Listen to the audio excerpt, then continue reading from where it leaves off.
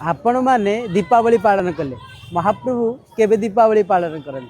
आउ देव दीपावली क्यों क्यों स्थान रे क्यों तिथि रे पालन करा जाए जानवा दरकार। देव दीपावली कहले अनेक स्थान अनुसार अनेक तिथि भिन्नता आसता है किंतु कालिया सान्तंकर देव दीपावली 3 दिन अनुष्ठित करा जाए जे कि ये हूँ मार्गशीर मास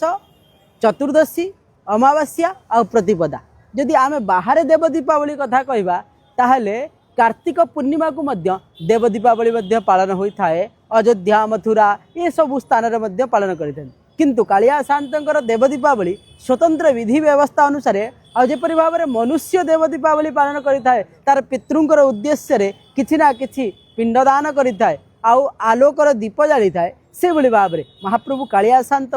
देव दीपावली पालन करेंगे। केते तारीख केबे आपण जानिबा दरकार जे कि 19 तारीख 20 तारीख और 21 तारीख ये 3 दिन धरी मार्गशीर मासर कृष्ण पक्ष चतुर्दशी मार्गशीर मासर शुक्ल देखिए अमावास्या मार्गशीर मासर कृष्ण शुक्ल पक्ष प्रतिपदा तिथि ये 3 दिन महाप्रभु 3 युग अनुसार जो कथा रही सत्य त्रेतया द्वापर कली ये गोटे दिन रे दी युगर मध्य महाप्रभु श्राद्ध देवे। ये महाप्रभु कालिया शांतर जो मनुष्य लीला कहुई पुरुषोत्तमाख्य सुमहतम क्षेत्रम परम पावनम जत्रास्ते दारवतनु श्रीशो मानुष लीला मनुष्य जेपरी भाव में पिता माता को भूले ना महाप्रभु